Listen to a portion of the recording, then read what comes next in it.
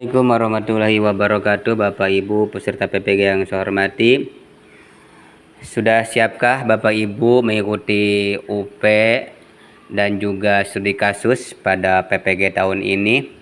Baiklah, pada kesempatan kali ini saya mencoba memberikan contoh-contoh latihan kembali, yaitu tentang UP Studi Kasus Reflektif 2025, di mana pada video sebelumnya saya sudah memberikan gambaran bagaimana langkah-langkah menjawab soal studi kasus. Namun pada video kali ini saya akan memberikan contoh yang lebih terinci, yang lebih jelas masalah-masalah yang ada nanti pada UP PPG 2025, di mana pada permasalahan nanti kita akan dihadapkan dengan 4 konteks permasalahan. Yang pertama adalah masalah media, kemudian yang kedua adalah masalah LKPD, ketiga adalah masalah strategi pembelajaran, yang keempat adalah masalah penilaian. Silakan Bapak Ibu simak baik-baik video pembahasan yang saya akan coba berikan kali ini. Mudah-mudahan paparan yang saya berikan ini dapat menambah pengetahuan dan wawasan kepada Bapak Ibu semuanya. Selamat menyaksikan. Wassalamualaikum warahmatullahi wabarakatuh. Di sini saya akan memberikan 2 jenis contoh 4 topik dengan jawaban yang berbeda. Yang pertama adalah 4 contoh topik dengan jawaban simpel dan jawaban mudah, yang terdiri dari 4 konteks, yaitu tentang masalah media, kemudian yang kedua masalah LKPD, yang ketiga masalah strategi pembelajaran, dan yang keempat masalah penilaian. Kemudian dilanjutkan saya memberikan contoh pilihan 2 atau jawaban kedua dengan jawaban yang lebih luas dan lebih panjang dengan 4 konteks yang sama, yaitu tentang masalah media, masalah LKPD, masalah strategi pembelajaran, dan masalah penilaian.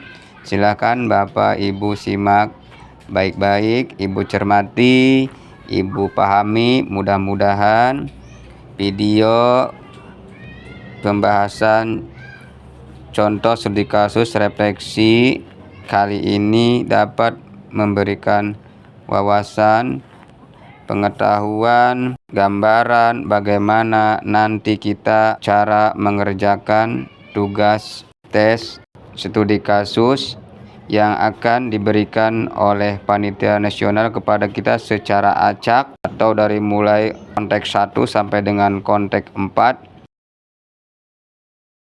Apabila pada pelaksanaan tes UP nanti kita dihadapkan dengan contoh studi kasus yang sudah ditentukan oleh panitia nasional.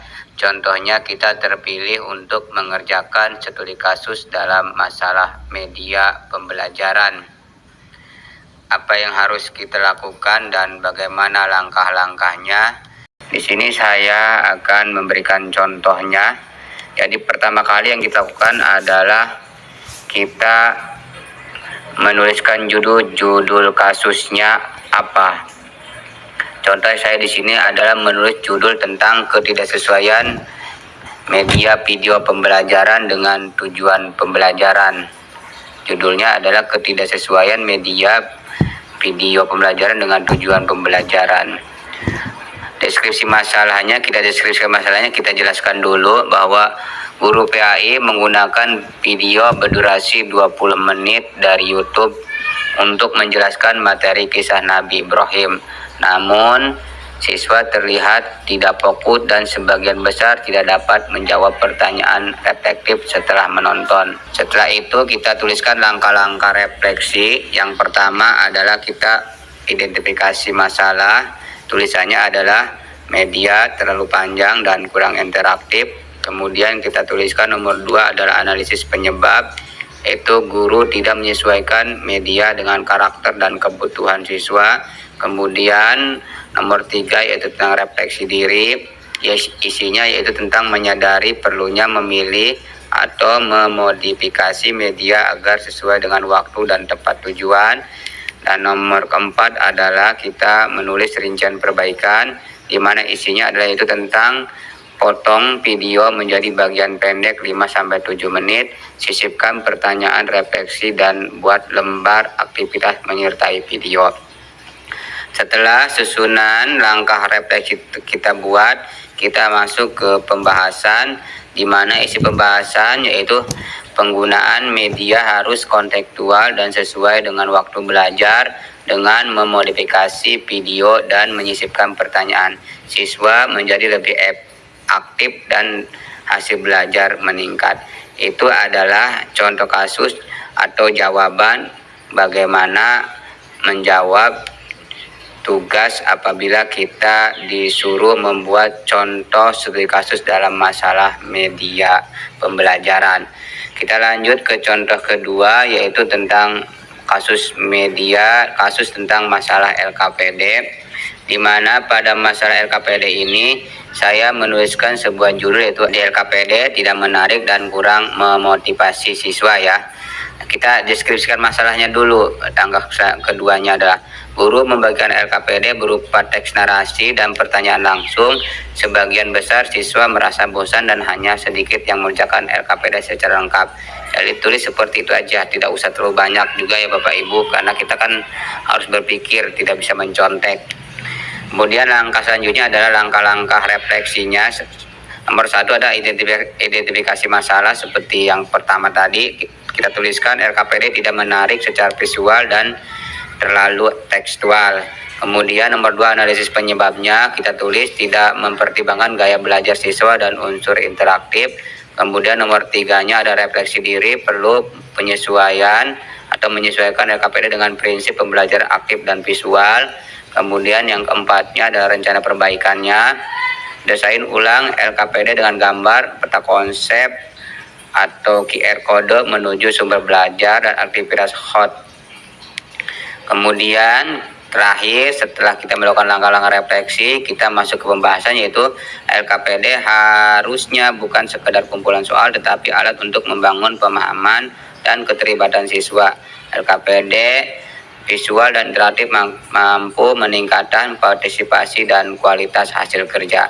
Itu adalah jawaban untuk studi kasus yang diberikan kepada kita masalah LKPD. Mudah-mudahan ya bisa memberi sedikit gambaran buat Bapak Ibu nantinya. Kita lanjut untuk yang kedua, yaitu tentang masalah strategi pembelajaran. Saya ngambil judul di sini adalah tentang siswa pasif akibat strategi ceramah. Jadi ada kesalahan dalam penerapan strategi ya. Kita deskripsikan masalahnya dulu. Nah, di sini saya menggunakan mata pelajaran atau memakai mata pelajaran fikih. Untuk pelajaran bisa disesuaikan dengan mata pelajaran yang Bapak Ibu ampuh. Untuk deskripsi masalahnya yaitu pembelajaran fikih tentang akad jual beli dilakukan sepenuhnya dengan metode ceramah. Nah, akibatnya siswa tidak aktif bertanya atau berdiskusi dan hasil penilaian juga rendah.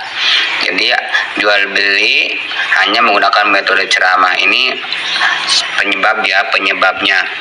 Nah, langkah-langkah yang harus dilakukan, langkah refleksinya adalah yang pertama adalah kita mengidentifikasi masalahnya dulu, yaitu isinya itu strategi pembelajaran tidak melibatkan siswa secara aktif. Kemudian analisis penyebabnya itu guru tidak menerapkan pendekatan aktif dan kontekstual. Kemudian refleksi dirinya adalah perlunya menggunakan pendekatan berbasis pengalaman atau experiential learning. Yang keempat adalah rencana perbaikan, yaitu kita menggunakan metode PJBL ya, atau Project Based Learning. Itu siswa membuat simulasi akad jual beli dalam kelompok.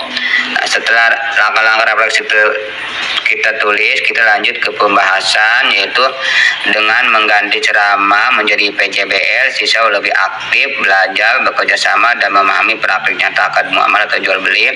Penilaian juga menjadi lebih otentik dan bermakna. Itu adalah contoh menjawab masalah studi kasus dalam strategi pembelajaran. Mudah-mudahan Bapak Ibu ya dapat memahami dan dapat memahami materi yang saya sampaikan ini. Oke, kita lanjut untuk studi kasus yang keempat, yaitu tentang masalah penilaian, di mana pada masalah penilaian ini saya akan mengambil judul tentang penilaian hanya fokus pada aspek kognitif ya, sedangkan kita ketahui bahwa penilaian itu mencakup 3 penilaian, yaitu ada sikap, kognitif, dan keterampilan ya Bapak Ibu. Oke, jadi diskusi masalahnya adalah guru menilai siswa hanya dari hasil ulangan harian berupa soal pilihan ganda, padahal materi mencakup kompetensi sikap dan keterampilan seperti hafalan dan akhlak terhadap orang tua. Selanjutnya kita buat langkah-langkah refleksinya. Nomor 1 adalah identifikasi masalah. Penilaian tidak mencakup afektif dan psikomotor. Kemudian nomor 2-nya adalah kita analisis penyebabnya apa. Guru belum memahami pentingnya penilaian autentik. Kemudian refleksi dirinya adalah menyadari perlunya instrumen penilaian sikap dan keterampilan. Kemudian rencana perbaikannya yaitu ada tambahkan jurnal sikap, observasi perilaku, dan penilaian praktik membaca atau menyampaikan hadis. Selanjutnya adalah setelah langkah-langkah refleksi selesai, kita lanjut ke pembahasan. Untuk pembahasan ini isinya adalah tentang penilaian yang menyeluruh, mendorong siswa tidak hanya cerdas secara akademik tetapi juga menunjukkan sikap dan keterampilan yang mencerminkan nilai-nilai Islam. Itulah gambaran cara menjawab studi kasus dari konteks 1 sampai dengan konteks 4. Mudah-mudahan apa yang saya paparkan ya Bapak Ibu ada manfaatnya, bisa menambah wawasan dan pengetahuan bagi Bapak Ibu untuk nanti persiapan untuk mengikuti tes UP di bagian studi kasus. Kita lanjut ke studi kasus bagian 2 untuk jawaban lebih panjang, di mana pada studi kasus yang lebih panjang saya mengambil judul tentang media, yaitu ketidaksesuaian media video dengan karakter siswa. Judulnya adalah ketidaksesuaian media video dengan karakter siswa. Nah, kalau untuk yang materi ini agak berbeda dengan yang bagian 1, yaitu di mana di sini terdiri dari 6 poin. Yang pertama latar belakang, kemudian masalah, yang ketiga ada analisis penyebab, yang keempat refleksi, yang kelima langkah perbaikan, dan yang keenam adalah pembahasan. Oke, sedangkan pada bagian 1 tadi terdiri hanya 4 poin saja, yaitu judul, deskripsi masalah, kemudian langkah-langkah refleksi, dan yang terakhir adalah pembahasan. Oke, kita kembali ke bagian 2. Untuk latar belakang di sini kita tuliskan dulu, yaitu dalam pembelajaran mata pelajaran sejarah kebudayaan atau SKI di kelas 8, seorang guru menggunakan media dokumenter berdurasi 20 menit dari YouTube mengenai sejarah perjuangan Nabi Muhammad. Guru berharap media ini dapat menarik perhatian siswa dan meningkatkan pemahaman mereka. Masalah yang muncul sebagian besar siswa terlihat tidak fokus mengobrol saat video diputar, dan saat saya ditanya jawab hanya sedikit siswa yang dapat menjawab dengan benar. Nah, kita analisis dulu apa kira-kira penyebabnya. Jadi yang poin pertama, video terlalu panjang dan tidak kontekstualisasi. Yang B-nya tidak ada aktivitas pengantar atau penugasan yang menyertai video.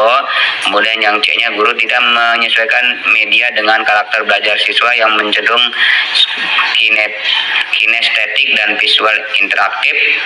Refleksinya adalah guru menyadari bahwa media pembelajaran yang efektif harus memperhatikan durasi, keterlibatan siswa saat relevansi, isi, dan tujuan pembelajaran. Media sebaiknya tidak menjadi satu-satunya sumber informasi tetapi menjadi pemantik diskusi dan aktivitas belajar aktif.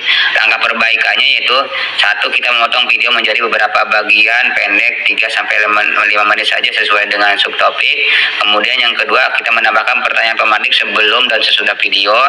Ketiga adalah menyediakan post-it ringkas ringkas berisi kolom refleksi dan poin penting dari video. Yang keempat adalah kita mengintegrasikan video dengan aktivitas diskusi kelompok.